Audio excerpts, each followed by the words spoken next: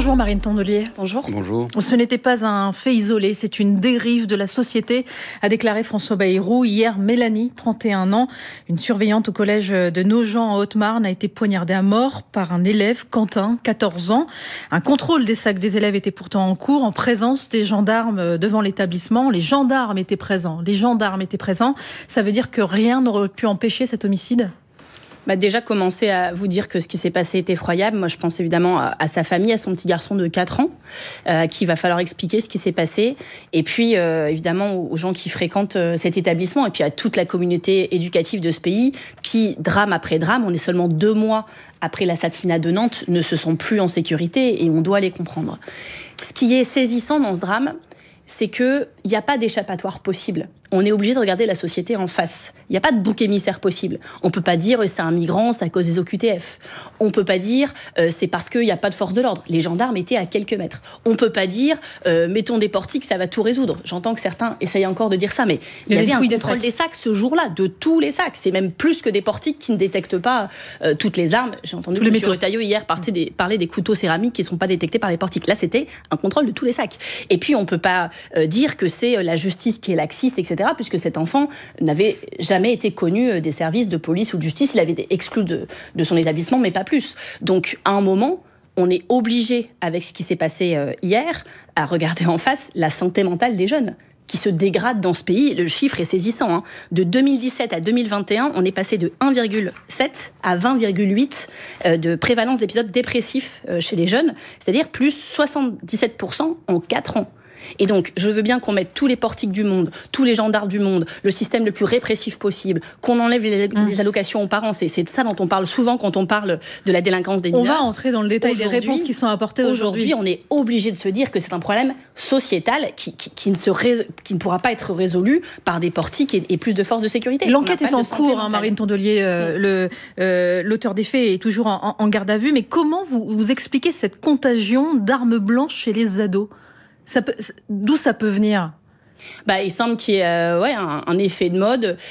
Moi, j'entends j'ai entendu le président de la République hier dire qu'ils allaient rendre plus difficile pour les mineurs de s'en procurer en ligne. Mais enfin, on peut tous s'en procurer dans sa cuisine. C'est le Premier ministre. Le président, par exemple, lui met en cause aussi les réseaux sociaux.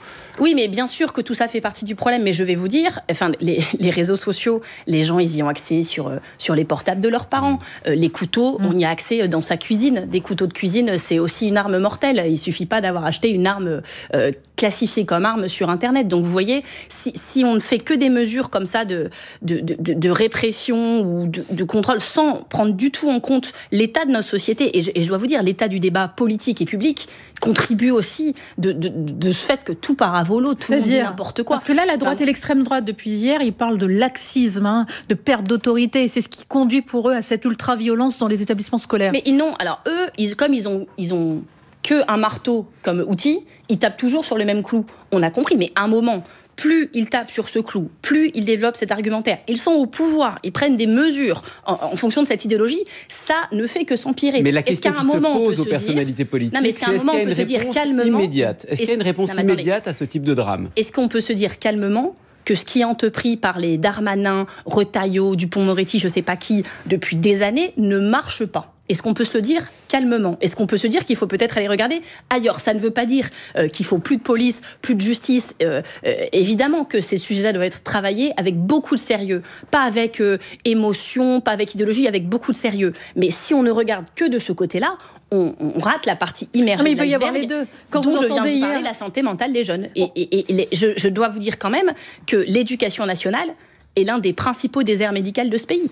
Que la médecine scolaire, les effectifs ont baissé de 20%, que sur la psychologie scolaire, c'est pareil, sur les infirmières scolaires, c'est pareil. Comment voulez-vous qu'on laisse en première ligne du personnel dont le métier est l'éducation, pas le soin et voilà, à Nantes, je vous l'avais dit sur ce plateau. Le président aborde la question de la santé scolaire, la santé mentale. Il y a 4 fois moins de lits pour les mineurs en psychiatrie en Loire-Atlantique que partout ailleurs en France. C'est pas un hasard que ça. Non, mais alors du coup, sur les réseaux sociaux, l'interdiction en moins de 15 ans des réseaux sociaux, que veut le président ? Il dit même si l'Union européenne n'avance pas, nous, on ira là-dessus. C'est déjà interdit aux moins de 13 ans.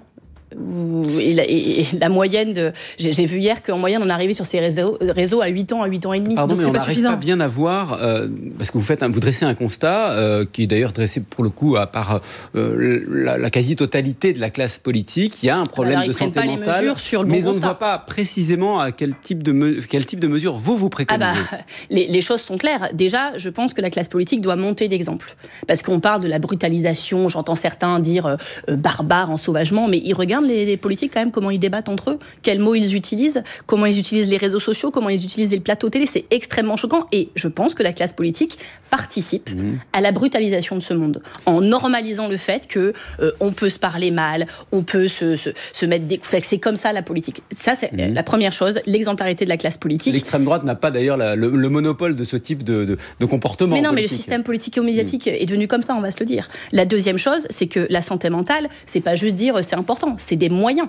C'est des moyens. Quand on baisse de 20% les effectifs de la médecine scolaire dans les écoles, il ne faut pas s'attendre à ce que les gens aillent mieux. Quand on n'a pas assez de lits en psychiatrie pour les mineurs dans ce pays, on ne peut pas s'attendre à ce que ça aille mieux. Donc il y a une question de moyens tout de suite. Moi, j'ai rencontré Elisabeth Borne avec les écologistes il n'y a pas longtemps. On voit bien que là, du coup, à la traîne, on va essayer de mettre un plan sur la psychologie en milieu scolaire. Mais les effectifs, ils ne s'inventent pas comme ça. Donc, comme les politiques, ils n'ont pas de solution, les politiques en place, ils font des petites mesures comme ça, il faut que ce soit grandiose pour que ça fasse communication, pour qu'ils donnent l'impression d'agir. Et donc, ils cherchent des boucs émissaires. Alors, des fois, c'est l'immigration, des fois, c'est qu'il n'y a pas assez de police dans les écoles, là, il y avait des gendarmes à quelques mètres, des fois, il faut des portiques, là, il y avait un contrôle des sacs, de tous les sacs à l'entrée, ça n'a pas marché, ou d'autres fois, ils nous expliquent que c'est la justice qui n'est pas assez répressive. Cet enfant n'était pas connu de service de justice, et je ne pense pas que parce qu'il aurait su que sa peine serait de 6 mois plus forte ou qu'il passerait devant une cour d'assises ou pas, ça aurait changé son acte. C'est pas vrai que les gens pensent comme ça. Donc je vous dis juste que ce drame, c'est un drame, c'est horrible, mais il force la société à se regarder en face et il n'offre aucune échappatoire explicative ou populiste de je vais prendre telle mesure, ça va tout résoudre. Ça n'existe pas. Nous, adultes et parents, notre devoir est engagé. Quand nos enfants, nos fils, le plus souvent, s'enfoncent, il faut méditer notre rôle et savoir agir à temps et veiller à leur santé mentale comme au reste de leur santé. Ça, c'est ce que dit Jean-Luc Mélenchon. Il vous rejoint sur la question de la santé mentale. Il vise, lui, les petits garçons, les adolescents en particulier. C'est une histoire de genre aussi derrière ? Ouais, si on veut, mais c'est pas le principal sujet. Le principal sujet, c'est, parce qu'en plus là, on parle de l'école parce que ce drame a eu lieu hier, mais vous voyez bien qu'il y a eu des meurtres aussi islamophobes récemment en France. C'est en train de craquer de partout. C'est en train de glisser en fait très vite. On est dans un monde qui se tend. C'est pas vrai qu'en France d'ailleurs, mais je pense que ce qui se passe à l'étranger a aussi une résonance chez nous par les réseaux sociaux interposés. Tout se brutalise et je pense qu'il est urgent et que les politiques y participent à baisser un peu le ton de la violence verbale, des attaques, de tout.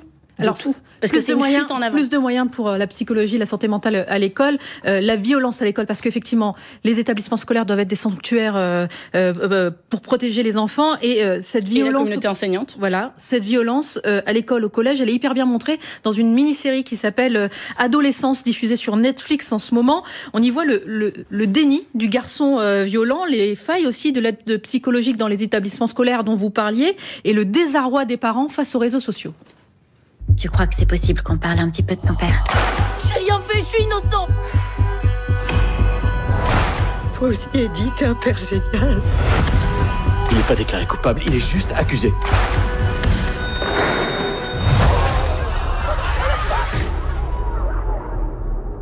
Qu'est-ce que t'as fait ? Cette série, comme au Royaume-Uni, elle va être diffusée dans les établissements scolaires en France. Décision d'Elisabeth Borne, la ministre de l'Éducation nationale. C'est une bonne chose, c'est une bonne méthode pour montrer aux élèves les conséquences de cette violence. Je ne sais pas si Netflix sauvera le monde, mais écoutez, si ça peut contribuer à faire leur parler. Réfléchir certains enfants, à induire aussi un dialogue dans la classe, alors pourquoi pas, tout ce qu'on peut faire, on doit le faire. Mais sur la question plus immédiate, parce qu'on a entendu hier, encore une fois, des mesures qui ont été mises sur la table, on a parlé des réseaux sociaux, l'interdiction de vente, par exemple, sur Internet. Est-ce que, encore une fois, vous mettez en avant la question de la santé mentale, mais ce sont des mesures qui mettront des années à porter leurs fruits. Immédiatement, il n'y a pour pas s'y mettre, quand même. Parce que l'argument de ça fera des années, ça fait 10 ans qu'on l'entend, résultat, les effectifs baissent de 20% en médecine scolaire. Mais immédiatement, il n'y a pas d'autre mesure que cela.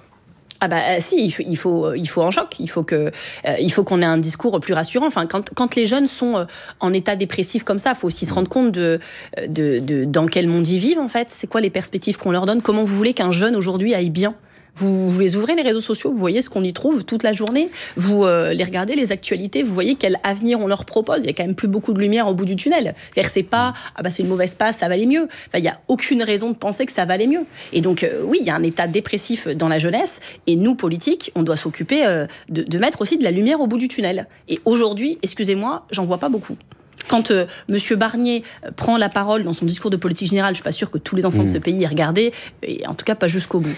Mais il passe plus de temps à parler des prisons qu'à parler de l'éducation, pour lesquelles il n'avait aucune vision. Ça pose d'ailleurs au passage la question de l'éco-anxiété qui est souvent mise en avant quand on parle de santé mentale. Mais pas que. Enfin, l'anxiété aujourd'hui chez un jeune, évidemment que l'écologie joue une grande partie et à juste titre, parce que ce qui se passe est préoccupant et que je pense qu'une partie de cette jeunesse n'a pas l'impression d'être entendue.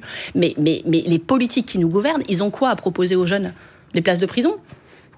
On va parler de l'injustice sociale, de l'injustice fiscale. Ils sont même pas fichus. Ils nous parlent que d'économies qu'ils vont faire. Allez, le pass culture, ça suffit. Enfin, et par contre, les ultra riches on touche jamais à leur magot. Enfin, il y a un moment, c'est impossible pour un jeune de se projeter de manière saine et enthousiaste et pleine d'espoir dans ce monde. On va parler de certaines propositions qui ont été faites ces derniers jours concernant les océans avec vous, Marine Tondelier. Vous allez voir que là, ça va pas être triste non plus. Ce sera juste après le fil info. Il est 8h44. Jeanne Mézia. Des arrestations à Los Angeles malgré un couvre-feu en cours dans cette ville des États-Unis, théâtre depuis 5 jours d'incidents lors de manifestations contre la politique migratoire de Donald Trump. Le président américain se dit prêt à déclencher l'état d'urgence. 3 jours de deuil national débutent en Autriche au lendemain de la mort de 10 personnes dans un lycée à Graz, dont un Français de 17 ans. Les victimes ont été tuées par balle par un ancien élève. Une minute de silence est prévue à 10h dans le pays. Le père d'Estelle Mouzin veut faire condamner l'État français pour faute lourde dans le traitement du meurtre de sa fille. Une audience a lieu à 14h au tribunal judiciaire de Paris. Dans cette affaire, Monique Olivier, ex-femme de Michel Fourniret, a été condamnée à la perpétuité pour complicité. Les conséquences des vagues de chaleur qui touchent le monde. Au Groenland, la glace a fondu 17 fois plus vite que la moyenne en mai. Un record aussi en Islande, alerte aujourd'hui le réseau scientifique WWA. France Info. Le 8h30 France Info, Jérôme Chapuis, Salia Braclia.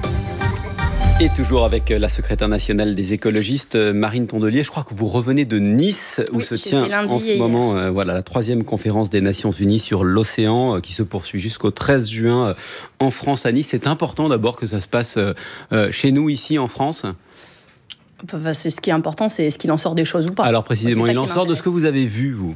Franchement, c'est très déceptif. Premièrement, parce que ce sommet, il coûte 60 millions d'euros. Je le dis parce que c'est un prix démesuré. D'ailleurs, la France n'arrivait tellement pas à boucler le budget qu'ils ont appelé la CMA-CGM, qui n'est pas très neutre dans l'affaire des océans, pour financer le sommet de l'ONU. On voit bien qu'il y a un mélange complet. Les États n'ont tellement plus de moyens qu'ils doivent se quémander au privé pour payer leur propre sommet où discutent des océans que le privé contribue largement à détruire. Donc tout ça n'a pas de sens. Par rapport à ce qu'on disait tout à l'heure, donnez-nous quelques motifs d'espoir au moins sur ce qui se passe en ce moment à Nice. Non mais je vous le dis quand même parce que Lisbonne, c'est tous les 3 ans, c'est le sommet européen, et Lisbonne, il y a 3 ans, ça avait été reconnu comme un modèle en matière d'organisation, de transparence. Les gens pouvaient assister au débat, etc. Ça avait coûté 20 millions d'euros. Enfin, 11 millions d'euros. Là, 60 millions d'euros, moi, ce à quoi j'ai assisté lundi, moi, je n'ai de badge nulle part, d'accréditation nulle part, j'y suis allée comme citoyenne, mais des parlementaires français qui étaient accrédités, on leur explique lundi, vous avez un pass, mais en fait, pour aujourd'hui, il faut un surpass, et je n'ai assisté le lundi qu'à des gens qui ne comprenaient pas où ça se passait, où ça se discutait, ce qu'il fallait faire. Ça, c'est pour l'organisation, Marine Tondelier.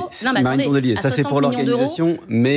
c'est quand même un fiasco déjà sur l'organisation. Ensuite, sur ce qu'on en attendait, je pense qu'Emmanuel Macron a tout misé, comme souvent avec lui, sur la communication. Et donc, comme il n'avait pas grand-chose à raconter, il a dû mettre une équipe d'experts, soit de cabinet de consulting, soit de son service com, en disant « Trouvez-moi des trucs à raconter ». Et il compte sur le rouleau compresseur de la communication élyséenne pour donner de la force à ce qu'il dit et qu'on a l'impression que ça y est, il est sauvé la planète. Bon, les faits sont quand même un peu plus contrastés. Après, il y a eu des paroles fortes, Marine Tondelier. On va juste l'écouter pour voir ce qu'il a dit quand même aux autres chefs d'État qui étaient présents. Allons-y, écoutez le président de la République. Pour réussir la bataille pour les océans, il nous faut redonner de la force au multilatéralisme. Derrière le secrétaire général des Nations Unies, et bien considérer que la seule manière de répondre à ce défi, c'est de mobiliser tous les acteurs. Les abysses ne sont pas à vendre.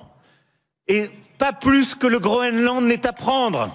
Pas plus que l'Antarctique ou la haute mer ne sont à vendre. Il s'est fait plaisir. Il a fait sa petite phrase c'est pour pas Donald des mots forts, Trump. ça, devant les chefs d'État? Mais on s'en fiche des mots, en fait. Vraiment, il faut des... Ça donne par exemple aller au Groenland pour dire aux populations locales, voilà, on vous soutiendra si... Évidemment qu'on les soutient. Mais là, ce qui compte, c'est qu'est-ce que lui, il fait en tant que président de la République française. Il s'est vanté sur la scène internationale de dire, nous, en France, on est exemplaires, on a 30% d'aires marines protégées. Il s'est vanté de ça depuis des jours. Hein. Mais protégées de quoi? Savez-vous qu'en France, on pêche parfois plus dans les aires marines protégées qu'en dehors, que nos aires marines sont protégées de rien, alors qu'au niveau international, une aire marine protégée, ça veut dire que dedans, on n'a pas d'activité destructrice, extractive, pas de pêche, vous savez, les arts traînants avec des chaluts, des filets, c'est interdit. Bon, en France hexagonale, il n'y a que 0,1% de nos aires marines protégées où on a vraiment une protection stricte. C'est la honte. Donc qu'est-ce que vous dites en fait? Vous dites qu'au fond, attendez, il a fait de la communication. Non, mais ça s'arrête pas là, parce que ça c'est les faits avant le sommet. Là, il annonce deux grosses choses. Alors, il fallait le remercier. Premièrement, il annonce qu'en Polynésie, il y a la Polynésie, vous savez évidemment, les eaux territoriales et tout, c'est immense. C'est 1/10 de notre domaine maritime français. Bon, il annonce donc parce que la Polynésie depuis 10 ans fait le travail, pas Emmanuel Macron, la Polynésie, la création donc de cette grande aire marine protégée de 4,55 millions de kilomètres carrés, dont 900 000 km² seront vraiment en protection stricte. Donc il dit, ça y est, mes aires marines protégées, fortement protégées, c'est passé de 4 à 14%. Mais écoutez, la Polynésie, c'est très bien, ils font leur travail, ça change. Mais moi, je vous parle de la France hexagonale. Et alors là, sur la France hexagonale, il finit par dire, alors, on a pris toutes les aires marines protégées, on a une grande annonce à faire, on va interdire dans certaines aires marines protégées le chalutage de fond. Et donc, regardez la carte, tous les endroits où vous voyez des points, on va interdire le chalutage de fond. Oui. Sauf que le chalutage de fond, grâce aux écologistes, notamment l'association Bloom et Yannick Jadot au Parlement européen, tout le groupe écolo, il est interdit déjà le cas, à plus de 800 mètres de fond depuis 2016.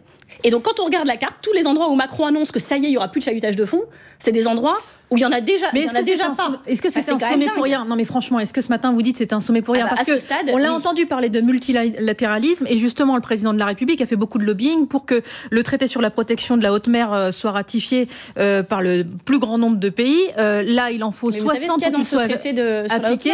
Oui, c'est de la protection. Alors, il y a le mot pêche combien de fois dans ce traité?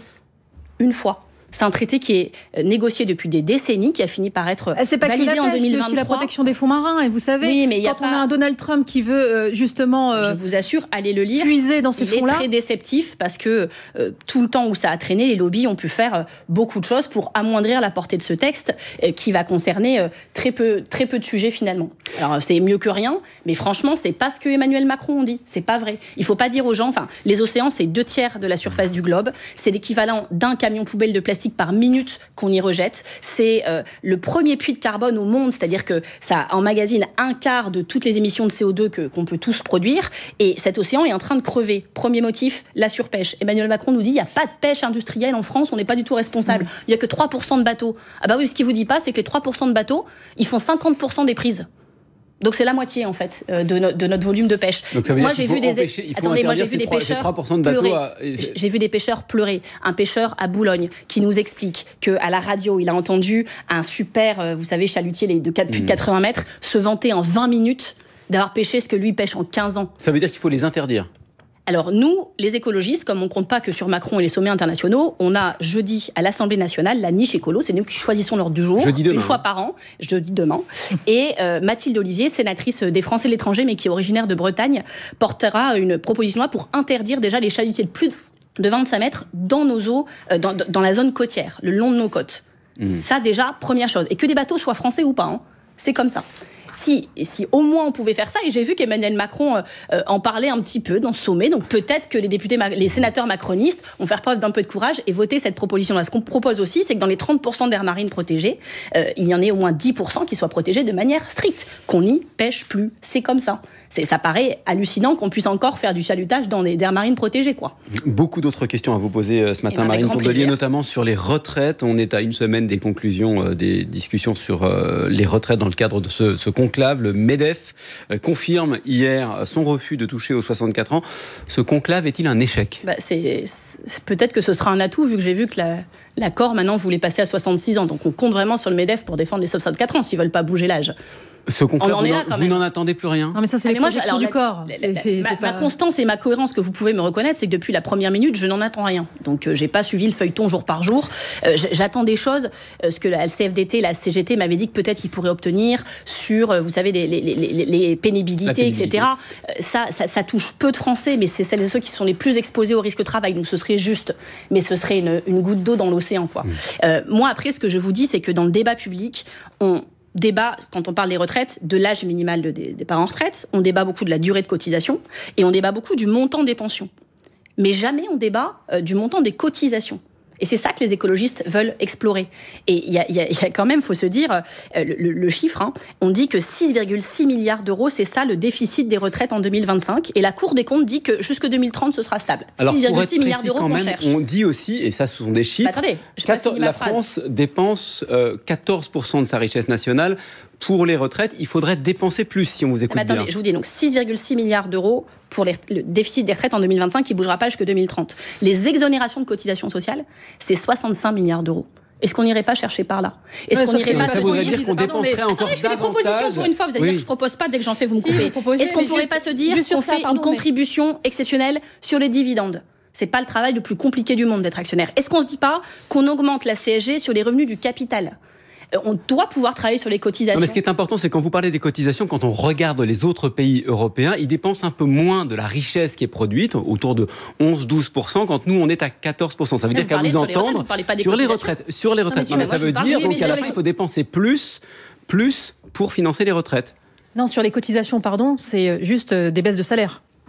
Parce que, évidemment, les patrons, s'ils cotisent plus, s'ils donnent plus au régime de retraite, ils vont augmenter la CSG sur les revenus du capital. C'est pas des baisses de salaire. Quand je vous propose de pouvoir faire les contributions exceptionnelles sur les dividendes, ça touche pas au salaire. Vous parlez des cotisations, donc je vous réponds sur les cotisations. Oui, ce sont des cotisations aussi. Donc je vous dis que ça me paraît hyper important qu'on arrête de juste se focaliser sur l'âge. En fait, il va falloir faire un effort quelque part. Certains estiment que c'est sur le nombre d'années au travail qu'on doit en faire un. Les écologistes contestent cette vision-là. Nous pensons qu'il faut faire un effort sur les cotisations et aller chercher d'autres ressources de financement dont je vous ai parlé ce matin. Il faut trouver qu'à 40 milliards d'euros d'économies pour l'année prochaine. Ce sont les projections du gouvernement pour le budget 2026 qui est en cours de construction. On n'a pas encore de chiffres, mais parmi les pistes envisagées, il y a la baisse du nombre de fonctionnaires envisagée notamment par le ministre de l'économie. On a qu'à prendre des médecins scolaires, des policiers, des gens dans les hôpitaux et puis des gens dans la justice. C'est pas mal. Peut-être les agents de l'OFB aussi. Il n'y a nulle part de possibilité de trouver des économies de ce côté-là. Non mais sincèrement, on voit bien qu'une partie des problèmes que l'on vit aujourd'hui, c'est le fait que l'État il a perdu de sa puissance d'agir. On rappelle ce chiffre hier sur France Info, le nombre de fonctionnaires ces dernières années a augmenté de 23%, alors que la population a augmenté de 14%. Voilà. Ce chiffre a été rappelé hier. Moi, ce que je vous rappelle, c'est que depuis des années, on sait que le libéralisme souffle aux plus grands dirigeants de ce monde de déshabiller les États pour laisser plus de place au privé. C'est ce que l'État macroniste a fait avec les KPMG, et je t'enlève des fonctionnaires par-ci, et je t'en remets pas par-là, et je te supprime des dispositifs qui aident les Français. Le nombre de fonctionnaires a augmenté de 23% contre une augmentation de la population de 14%. Ça, oui, parce qu'on s'est rendu compte que depuis Sarkozy, on avait enlevé la police de proximité, qu'on avait supprimé des postes dans l'éducation, dans les hôpitaux, et que ça nous faisait crever. Donc ce n'est que petite réparation des drames qui avaient été commis et de mauvaises décisions politiques. Quand Macron supprime 40 milliards par an de cadeaux fiscaux, fait 40 milliards par an de cadeaux fiscaux aux plus riches. On en a déjà parlé plusieurs fois ici, c'est pas juste. C'est comme si vous avez une maison, vous enlevez une tuile, donc c'est 40 milliards, il y a tout dans le toit. Donc, au lieu de dire, on va réparer le toit, vous dites, on va évacuer toutes les pièces, tant qu'on ne s'attaque pas à ce sujet-là de la justice fiscale, on n'arrivera à pas grand-chose. Et donc, les écologistes, toujours demain au Sénat, proposeront la taxe Zuckman. Donc, la taxe Zuckman, c'est taxer de 2% le patrimoine des gens qui ont plus de 100 millions d'euros de patrimoine. C'est 1800 personnes en France. Mais figurez-vous qu'on a un petit problème en France, c'est que les 500 personnes les plus riches, ils ont 1200 milliards, c'est-à-dire autant que 2/3 des Français, que 40 milliards de Français. Il y a 500 personnes, ils ont plus que 40 milliards de Français. Est-ce qu'on ne peut pas se dire qu'ils doivent être mis à contribution? Pas si. La contribution, elle passe aussi par les niches fiscales et aussi les crédits d'impôt. C'est ce que dit le gouvernement. Et donc, dans ces cas-là, le crédit d'impôt sur les services à la personne pourrait être raboté. En fait, l'idée qu'on... Ça va aider l'emploi, ça aussi, je pense. Qu'on permette... en gros, seuls les gardes d'enfants et les accompagnements en personnes âgées seraient maintenus dans le crédit d'impôt. Le reste, les aides aux ménages... Ça nous évitera d'aller dans des crèches People and Baby, c'est bien. Du coup, non. Vous dites non. Je vous redis qu'avant d'aller prendre... Parce que toutes les économies dont on parle là, c'est dans le porte-monnaie des Français. C'est du pouvoir d'achat en moins, qu'on se le dise. Et donc moi, je n'en peux plus des personnes qui m'expliquent l'écologie punitive, gna gna gna.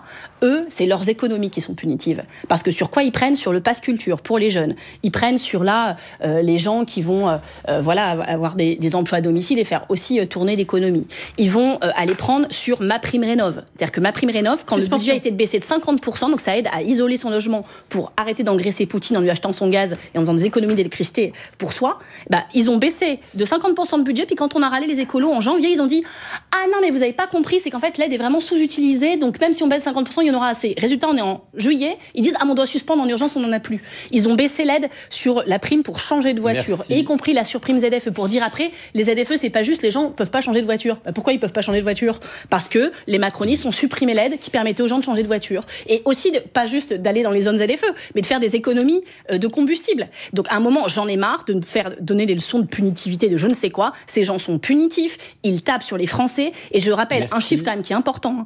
Les Français, en moyenne, payent 52% d'impôts sur leurs revenus.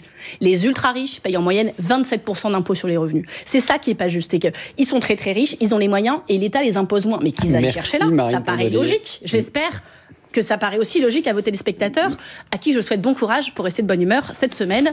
Je suis avec vous. Nous souhaitons bonne journée. Merci, Lesécologistes.fr, si vous voulez travailler à tout ça. On cherche du monde, on a besoin d'aide. Vous étiez l'invité de France Info ce matin. Dans un instant, les informés. Renaud Delis, Salia Mraklia.